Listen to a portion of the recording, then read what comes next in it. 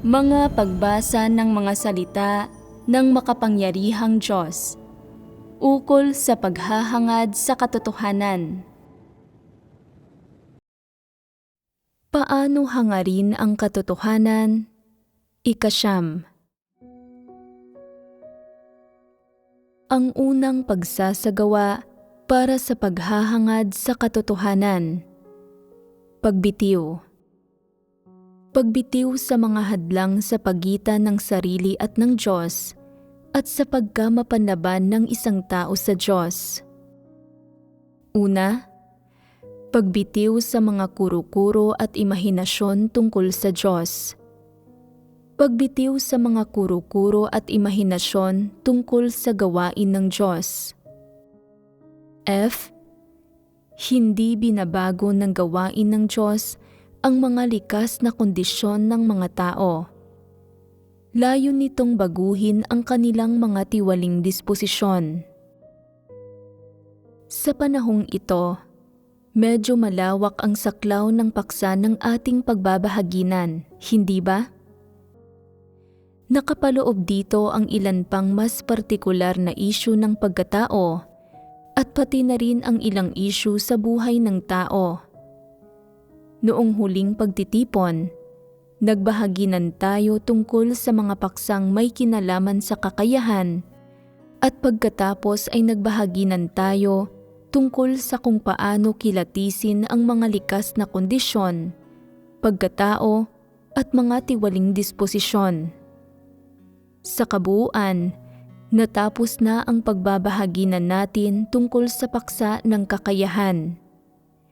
Mula ngayon, maaari ninyong husgahan kung ano mismo ang kakayahan ng isang tao batay sa nilalamang ito. Noong nagbabahaginan tayo tungkol sa tatlong aspektong ito, mga likas na kondisyon, pagkatao at mga tiwaling disposisyon, nagbahaginan tayo tungkol sa ilang pagpapamalas at pagbubunyag ng mga tao sa pang-araw-araw na buhay para mahusgahan kung ang mga ito ay kabilang sa kanilang mga likas na kondisyon, pagkatao o mga tiwaling disposisyon. Sa pamamagitan ng ating pagbabahaginan tungkol sa tatlong aspekto ng mga likas na kondisyon, pagkatao at mga tiwaling disposisyon, mayroon na ba kayong konkretong pagkaunawa ngayon sa batayang estruktura ng mga tao bilang mga nilikha? Ang dahilan kung bakit natin pinagbabahaginan ang tatlong aspekto ng mga pagpapamalas na nabubunyag sa buhay ng mga tao ay na ang nilikhang sangkatauhan ay binubuo ng mga likas na kondisyon, pagkatao at mga tiwaling disposisyon. Isa ka mang lalaki o babae, bata ka man o matanda, anuman ang lahi mo o saang bansa ka man nakatira, sa aling panahon ka man nabubuhay, o sa kung anong uri ng kapaligirang panlipunan at pinanggalingan ka namumuhay, sa madaling salita, anuman ang iyong panlabas na hitsura, basta't isa kang nilikhang tao, binubuo ka ng tatlong aspektong ito: mga likas na kondisyon, pagkatao at mga tiwaling disposisyon. Sa madaling salita, ang bawat tao na kabilang sa tiwaling sangkatauhan ay binubuo ng mga likas na kondisyon, pagkatao at ng buhay ng mga tiwaling disposisyon. Ibig sabihin, ang bawat nilikhang tao ay nagtataglay ng mga likas na kondisyon, pagkatao at mga tiwaling disposisyon. Siyempre, ang mga likas na kondisyon ng isang tao ay inorden ng Diyos. Ang pagkatao ay bahagyang naiimpluwensyahan ng mga likas na kondisyon at bahagyaring na kondisyon at naimpluwensyahan ng pagpapalaki ng pamilya, ng kapaligirang panlipunan at ng turo ni Satanas. Samantala, ang mga tiwaling disposisyon ay mga satanikong disposisyon at satanikong kalikasan ng isang tao na bunga ng panlilihis at pagtitiwali ni Satanas. Ang tiwaling kalikasang ito ay bahagyang nagmumula sa pamilya ng isang tao, bahagyang nagmumula sa lipunan, at bahagyang nagmumula sa mga impluwensya at pagkokondisyon na nararanasan ng isang tao sa iba't ibang kapaligiran. Mula sa perspektibang ito, ang sinumang nilikhang tao ay hindi naman talaga anumang uri ng misteryo dahil binubuo sila ng tatlong aspektong ito: mga likas na kondisyon, pagkatao, at mga tiwaling disposisyon. Sa makatuwid, ang pagkilati sa kung anong uri ng tao ang isang tao, sa totoo lang, ay dapat madali. Kung isasantabi natin ang mga likas na kondisyong inorden at ipinagkaloob ng Diyos, ang natitira ay ang pagkilatis kung ano ang pagkatao ng isang tao at kung anong mga tiwaling disposisyon ang mayroon siya. Ang mga ito ang tumutukoy kung ano ang diwa ng isang tao. Sa ganitong paraan ng pagkilatis, nagiging napakalinaw ng mga bagay-bagay. Ang pagkilatis sa diwa ng isang tao batay sa mga bagay na ito ay hindi isang mahirap na usapin. Ang pagkilatis sa ganitong paraan ay may batayan at mayroon ding pamantayan ng pagsukat.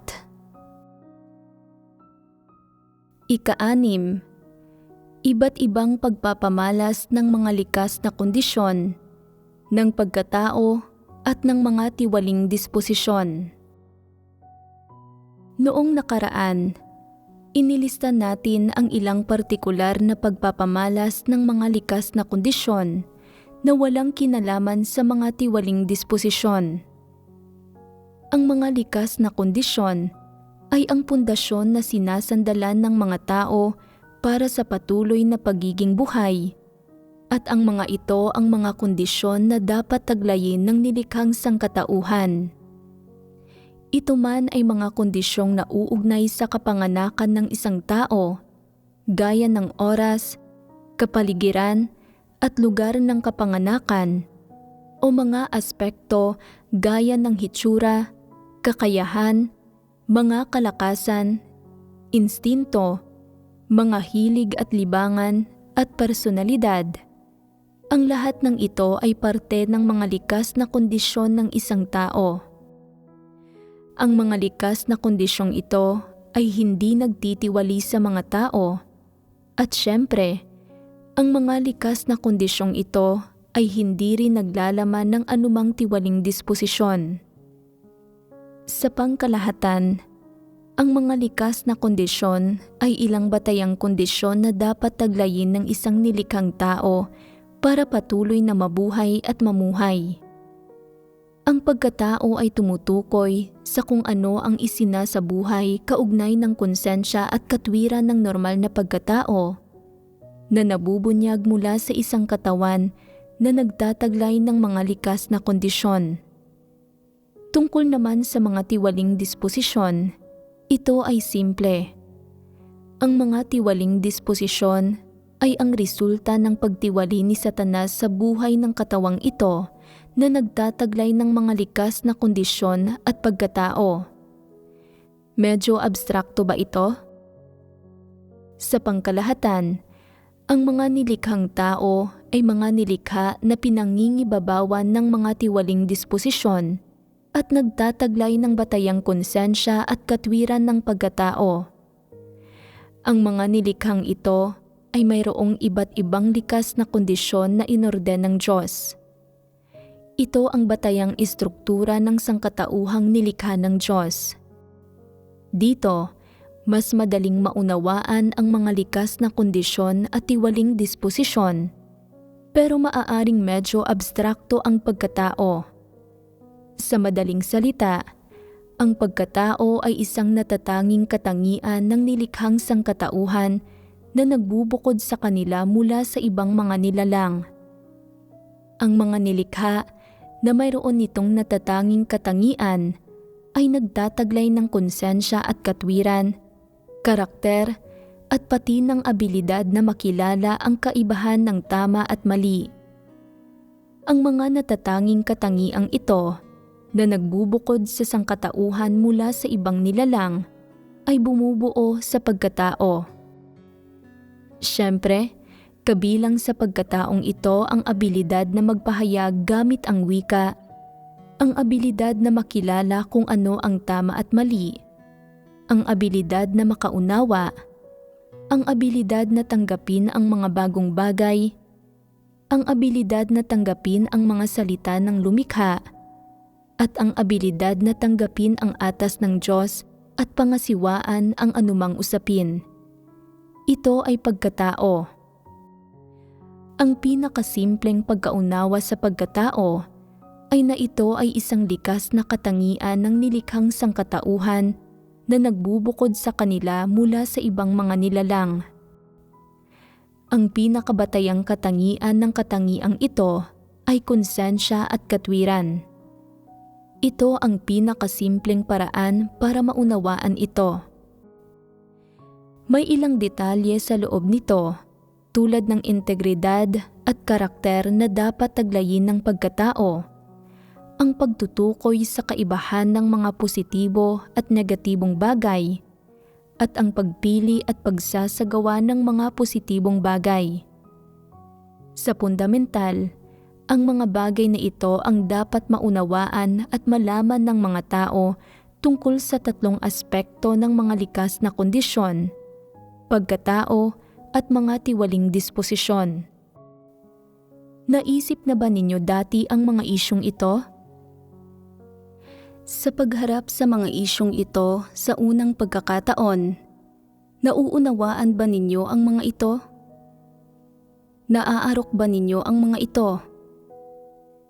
May sino man ba na nakararamdam na masyadong malalim at medyo abstrakto ang paksang ito na pinag-uusapan natin? At gaya ng pagtatalakay ng pilosopiya ay medyo di maarok?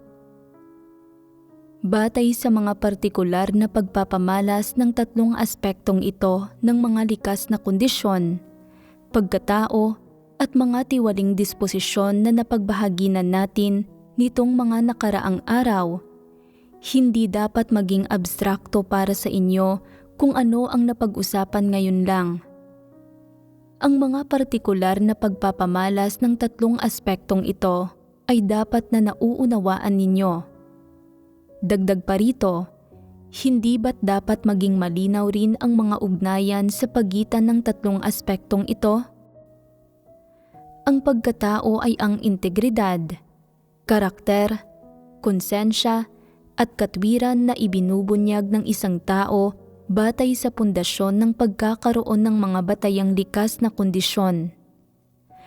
Ang mga tiwaling disposisyon ay ang isinasabuhay sa loob ng pagkatao sa pamamagitan ng mga likas na kondisyon, at ang mga ito ang iba't ibang disposisyong isinasabuhay ng mga tao na pinangingibabawan ng buhay na ikinikintal ni Satanas sa kanila. Sa ganitong paraan, anuman ang tagline ng mga likas na kondisyon ng isang tao, ang mga ito ay ang pinakabatayang panlabas na talukab lang, samantalang ang buhay na maaaring tunay na makapangibabaw sa diwa ng isang tao ay ang mga tiwaling disposisyon na ikinintal sa kanila ni Satanas. Ibig sabihin, para makilatis kung ano ang diwa ng isang tao, tingnan ang mga disposisyong ibinubunyag niya. Kung ang mga disposisyong ibinubunyag niya ay ang mga tiwaling disposisyon ng kayabangan, pagkamatigas ng kalooban, panlilinlang, kabuktutan, o kalupitan. Kung gayon, mabuti man o masama ang kanyang karakter, ang taong ito ay kay Satanas sa diwa dahil ang buhay niya ay tiwaling disposisyon ni Satanas. Sa makatuwid, ang katangian ng isang tao ay nakasalalay sa buhay na taglay niya sa loob, hindi sa kanyang mga likas na kondisyon. Kung ang buhay niya ay tiwaling disposisyon ni Satanas, kung gayon, gaano man karangal o dakilang tingnan ang kanyang mga likas na kondisyon sa panlabas, siya ay kay Satanas sa diwa at siya ay isang miyembro ng tiwaling sangkatauhan.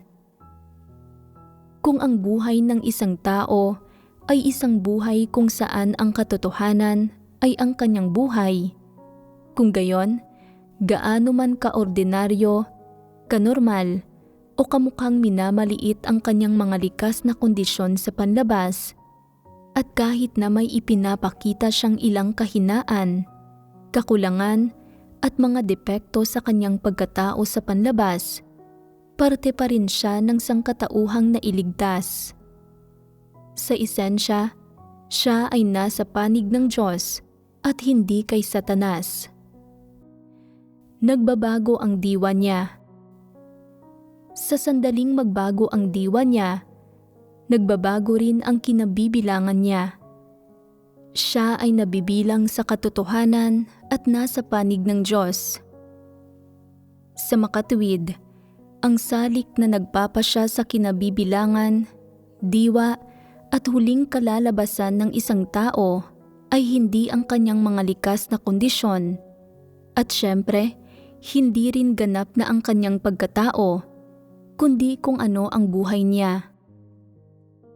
Kung mula sa umpisa hanggang katapusan, ang buhay ng isang tao ay isang buhay kung saan ang mga tiwaling disposisyon ay ang kanyang buhay, at siya ay kay Satanas. Kung gayon, ang kabibilangan niya ay kay Satanas. Kung mayroon siyang katotohanan bilang ang kanyang buhay, siya ay nasa panig ng Diyos, at kaya ang kabibilangan niya ay sa Diyos, sa magandang hantungang inihanda ng Diyos para sa sangkatauhan. Batay sa iba't ibang pagpapamalas at sa diwa ng mga tao sa lahat ng aspekto, ano ang kasalukuyang kinabibilangan ng mga tao? Ang mga tao ay mayroon bang isang buhay na kung saan ang katotohanan ay ang kanilang buhay? Wala. Kung gayon, saan ba mismo nakasalalay ang diwa ng isang tao? Sa kung ano ang mayroon siya bilang buhay niya. Mismo, anuman ang buhay mo sa loob-loob, iyon ang diwa mo. Kung magbago ang buhay na nasa loob mo at hindi na mga tiwaling disposisyon ang buhay mo, kundi ang katotohanan, kung gayon, pagdating sa diwa mo, ikaw ay nasa panig ng Diyos at sa katotohanan. Siyempre, hindi nagbabago ang katangian ng pagiging tao ng mga tao. Tao pa rin ang mga tao, at pagdating sa kanilang katangian, sila ay mga nilikhang tao pa rin. Gayunpaman, dahil nagbago na ang buhay mo, nagbago na rin ang kinabibilangan mo. Sa pagbubuod, ang mga likas na kondisyon ay mga batayang kondisyon na bumubuo sa nilikhang sangkatauhan. Ibig sabihin, hanggat tinatawag kang isang nilikhang tao, dapat umiral sa iyo ang mga likas na kondisyong ito. Ang mga ito ang mga batayang kondisyon. Ang pagkatao ay kung ano ang ibinubunyag mula sa at isinasabuhay sa normal na pagkatao ng isang tao habang namumuhay siya sa ilalim ng kanyang mga likas na kondisyon. Ang mga tiwaling disposisyon ay ang buhay na likas sa tiwaling sangkatauhan. Nakatago ito sa ilalim ng mga likas na kondisyon at sa talukab ng pagkatao. Ang mga ugnayan at pagkakaiba sa pagitan ng tatlong aspektong ito, pati na ang mga papel na ginagampanan ng bawat isa sa mga ito o ang mga silbi ng bawat isa sa mga ito sa nilikhang sangkatauhan, ay gaya mismo ng inilarawan. Noong nakaraan, nagbahaginan tayo tungkol sa ilang pagpapamalas kaugnay sa tatlong aspektong ito ng mga likas na kondisyon, pagkatao at mga tiwaling disposisyon na ibinubunyag ng mga tao. Gayunpaman, higit na lumalagpas pa sa pinagbahaginan natin ang nilalaman kaugnay sa tatlong aspektong ito, kaya kailangan nating patuloy na magbahaginan tungkol sa paksang ito ngayon. Pagkabulol at pagkautal. Saan tayo huminto noong huli tungkol sa iba't ibang pagbubunyag ng mga likas na kondisyon, pagkatao at mga tiwaling disposisyon? Sa pagiging matatakutin at pagiging mapangahas, tama ba? Natapos na ang pagbabahagi ng iyon.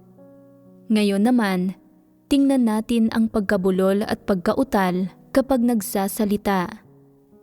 Anong klaseng problema ito? Isa itong likas na kondisyon at isa rin itong uri ng pisikal na depekto. Siyempre, magkakaiba ang mga anyo ng pagkabulol.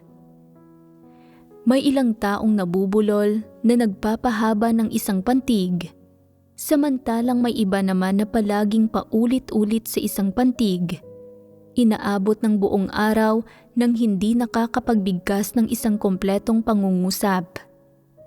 Sa madaling salita, isa itong likas na kondisyon at syempre, isa rin itong uri ng pisikal na depekto. Kaugnay ba rito ang isang tiwaling disposisyon? Wala itong kaugnay na tiwaling disposisyon. Kung may magsasabi na nauutal ka kapag nagsasalita, siguradong tuso ka. O nabubulol ka pa nga kapag nagsasalita, paanong napakayabang mo? Tumpak ba ang mga gayong pahayag?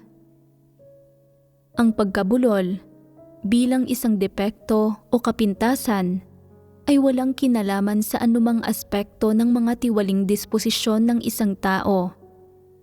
Kaya, ang pagkabulol ay isang likas na kondisyon at isang uri ng pisikal na depekto.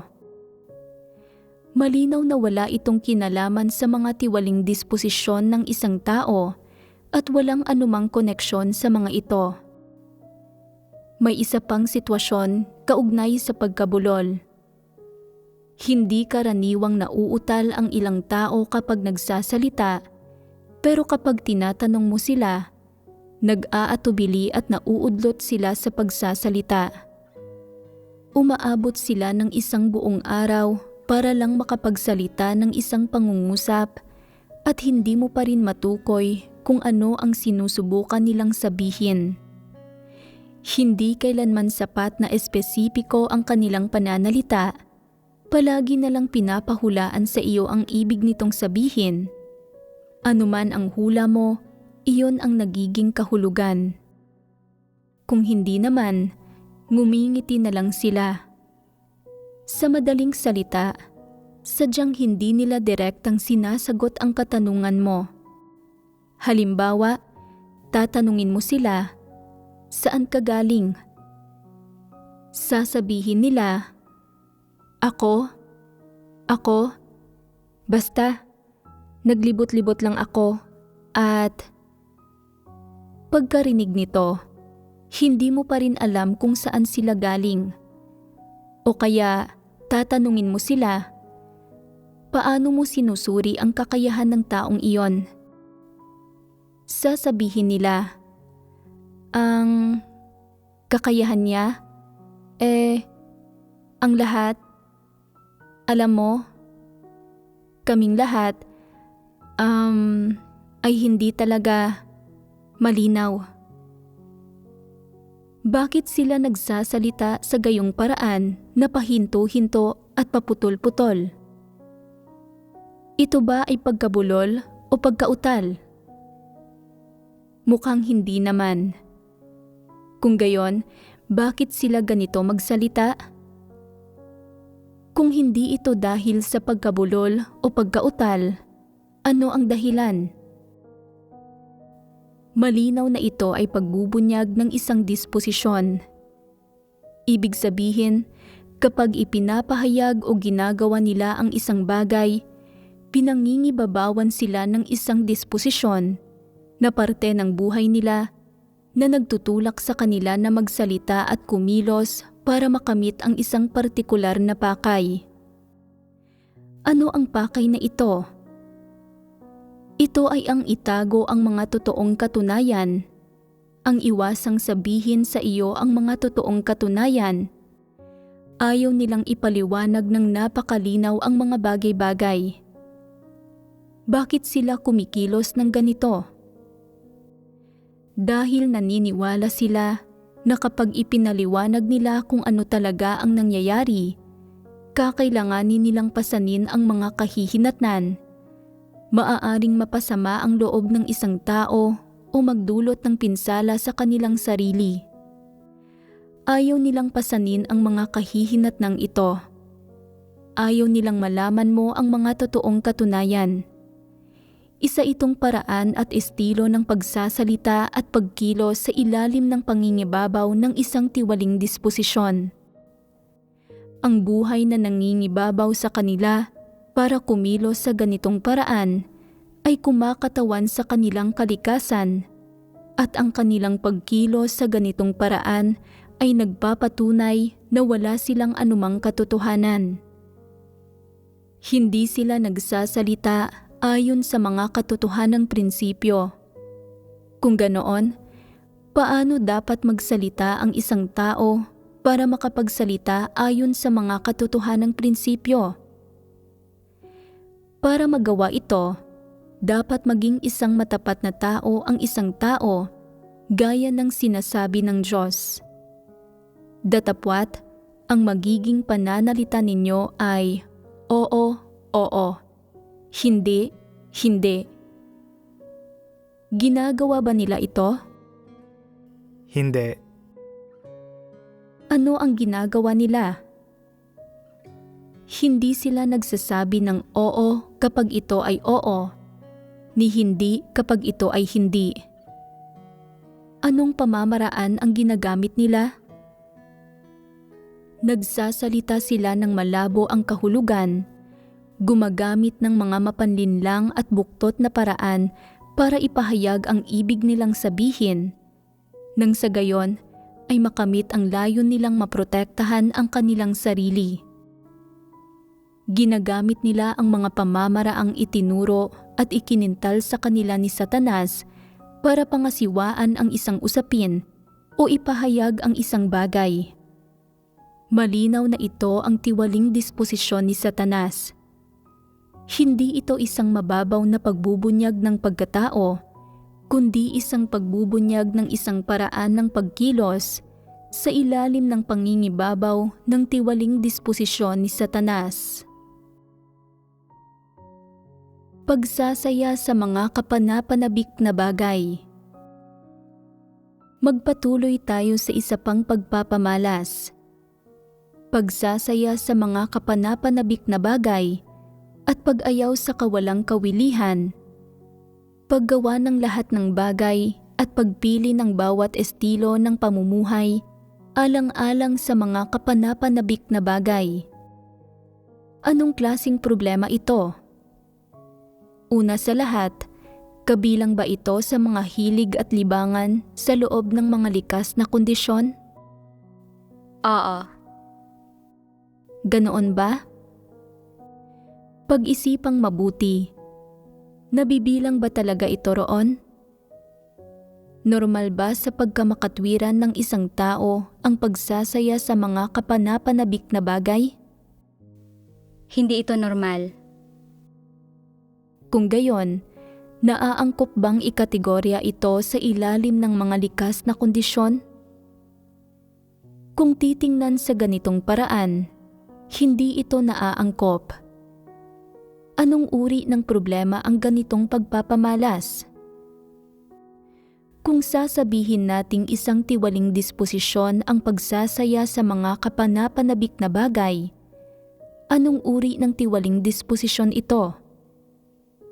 Ito ba ay kayabangan, panlilinlang, o kalupitan? Wala itong kaugnayan sa anumang klase ng tiwaling disposisyon. Kung gayon, anong uri ng problema ito? Ito ay isang problema sa pagkatao. Anong uri ng problema sa pagkatao ito? Ito ba ay pagiging medyo wala sa lugar? Ito ay pag-asal ng hindi wasto at sa paraang wala sa lugar. Pagsasaya sa mga kapanapanabik na bagay at pagiging di mapakali. Ang pagiging di mapakali ay nagpapahiwatig ng kakulangan sa normal na pagkatao. Wala itong kinalaman sa konsensya, pero ito ay pangunahing sumasalamin sa kakulangan ng pagkamakatwiran sa normal na pagkatao. Ang mga gayong tao ay hindi makapanatili sa isang gampanin o makagawa sa kanilang mga tungkulin sa isang paraan na sumusunod sa patakaran at responsable. Hindi nila magawa ang mga bagay-bagay gaya ng mga nasa hustong gulang. Kulang sila sa mature na pag-iisip, sa mature na estilo ng pansariling asal, at sa mature na paraan ng paggawa sa mga bagay-bagay. Sa pinakamababa, ito ay isang depekto ng kanilang pagkatao.